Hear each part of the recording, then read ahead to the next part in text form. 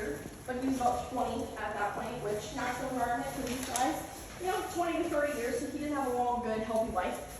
That being said, for the most part in good human care, you can add quite a bit of years onto pretty much any animal and any of their lifespans.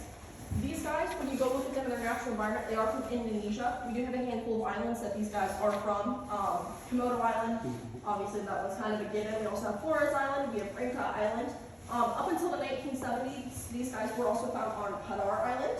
With that being said, you can't look at them and tell this, but they are excellent swimmers. These guys can actually swim back and forth from island to island, go pretty much wherever they want, whenever they want. Just depends on what they're feeling and what exactly their goal is that day.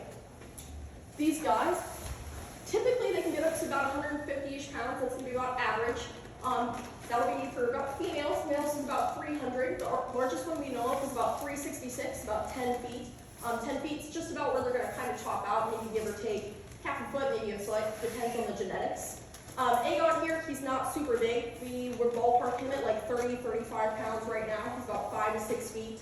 If you guys ever go over to our reptile house, that will be open all night as well for you guys. Our little guy in there, that is Bruno, he's about 2 years old now. I'd say he's like 3-ish feet maybe. He's not very big.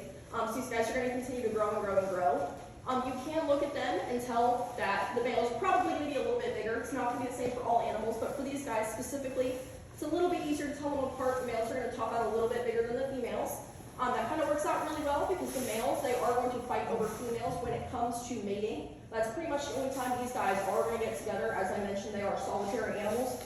Quite literally at that point, the females will just kind of be hanging out in one area, and if males happen to want to go with the same female, then they're going to fight. With that being said, they do have rough, durable skin. You can kind of look at them and tell that, but they have osteoderms, and those are literally just bony plates.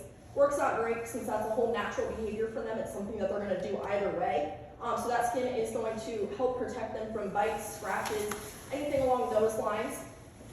When it comes to the reproduction for these guys, something that's kind of interesting, not the same for all of our animals here at the zoo by any means, but these guys, the females can actually reproduce asexually, so they don't actually need a male to reproduce with. That is something that does happen on occasion. It's not always going to be that way. It just depends on whether there's a male around, whether they happen to want to mate, anything along those lines. But when she does have those reproductive offspring, that is quite literally going to be all males. They will never be born as females. With that being said, they can reproduce with the males, but at that point, they're going to lay 12 to 24 eggs. That is going to kind of sit in a nest. It's going to be dug into the ground. You can kind of see that he has pretty lengthy claws on him for that. For the most part, those eggs are going to incubate for like 3 to 8 months. Afterward, they literally don't need any care from the parents, mom, dad. They can do whatever they want. These guys come out fully independent. They can eat, they can climb, they can take care of themselves. There is no TLC. There's not really a point in it if they can kind of do everything for themselves at that point. A lot of other animals have to learn by watching their parents, but these guys don't really have to worry about that. These guys out in their natural environment, anything is fair game, food-wise, quite literally. As long as it's got meat of some sort on it, they are perfectly content with that. A lot of people think that the saliva is actually what gets their prey, and that's what kills them, but that's actually not what we've discovered recently. These guys are venomous. They are one of the few venomous lizards that we actually have in the world. That being said, what they're going to do is they're going to kind of inject the venom straight into their prey. For the most part, they don't even really hunt their prey. They hang out in one spot. When the prey comes by, they'll strike. So they don't even really chase them. They don't really need to. Quite literally what they're going to do is just let the prey kind of wander off, and as they get weaker, they're just going to start following their prey. They can keep that prey within a 5-mile radius, and they're still going to be able to smell it no matter where they go. Once they get weak, that's when they're going to go for them. That's when they're going to be like, hey, now I'm hungry, and you can't really fight me off, so that's when they're going to go ahead and eat. These guys will leave about 12% of their prey behind, but that's it. They'll eat bones, hooves, anything along that line. They'll even eat the hides too. They will scavenge, so even if it's not something that they hunted, if they do come across something that is already dead or is already weak enough, they will go ahead and go for that too. If you guys ever seen him open his mouth, he doesn't do too much of that. He doesn't do a lot around here. These guys do have about 60 serrated teeth. They're going to be just like knives. That's actually going to be what helps them eat so quickly. They also do have a very large muscle in their neck. It's quite literally just so they can eat bigger chunks of food quicker. In about 1 minute, they can eat about 5.5 pounds of food. So quite literally, it's just chunk after chunk after chunk. These guys don't really have a reason to go hurrying around trying to chase their food or anything along those lines. So So they're just gonna take their time and basically wait it out and see how that goes. Competition-wise, they are the apex predators. There is nothing that's really gonna go for them, especially at the size of what he is or anything even larger than that. Quite literally, he is the top of the food chain. Essentially, the only thing that's really going to be a threat for these guys is going to be us. It's humans, human activity, anything along those lines. Something that we can just make sure we're doing is not like encroaching on their area. Obviously, they live on islands, so they don't have a whole lot of natural environment to begin with. Another thing is just making sure that climate change is another huge issue for these guys. With that being said, we just want to make sure to reduce our carbon footprint if at all possible. You know, walk, bike, take the bus, don't use your car if you don't have to. Another thing, rising sea levels is definitely there. It goes right along with the entire climate change thing.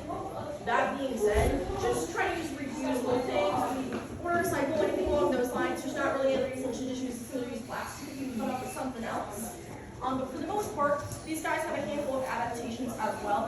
That's going to help them survive and thrive over there. Like I was saying, they do have those teeth that are super sharp. Does help when it comes to ripping off any chunks of meat or anything along those lines. Same thing with the venom. It's going to be another thing that's really good. That way they don't have to exert all of that energy. You can kind of look at it and tell this, but he doesn't exactly have a super energetic lifestyle. These guys will find, but for the most part, that's going to be more so the juveniles. The younger guys are going to do a lot more of that climbing. They're kind of going to need to something like this for them if they were of a smaller size. These guys, when you look at their arms, they're a little stubby, a little short. That being said, they are pretty good when it comes to climbing as juveniles. So that's what they're going to kind of use and kind of pull themselves up and things, all that strength that they have. Same thing with the claws. It's going to work for digging. It's going to work for clawing. It's going to work for climbing as well. When you look at their long tail, kind of similar to kangaroos, they're used for rattles. If they're ever bouncing on a tree branch, our guy over in our reptile house does that a whole lot. So things over there. Feel free to check that out. He will climb around. He will use that a lot more than egg on here. Egg on here, for the most part, this is what they do in their natural environment. They don't have to use the energy. They're not going to. As you can see, he's literally about to take a nap. So do with that too much you will.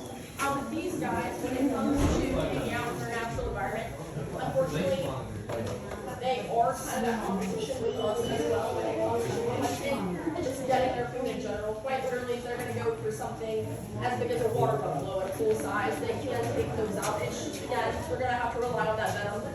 They aren't exactly those giant guys in the whole wide world. So with that being said, they can't really overtake their prey. They're not really great at outmaneuvering too much either. They get them super, super fast, maybe 12, 15 miles an hour. That's going to be like ballpark absolute best. They don't really need to run. If they ever needed to, that's probably what they would top out at.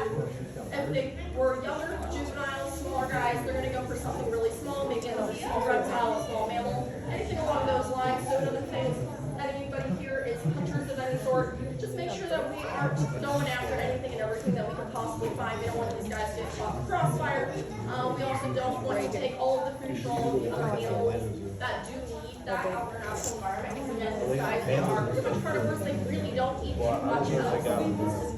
If anyone has any questions that we can ask them about, feel free to let me know. If not, feel free to take all the photos and videos of egg.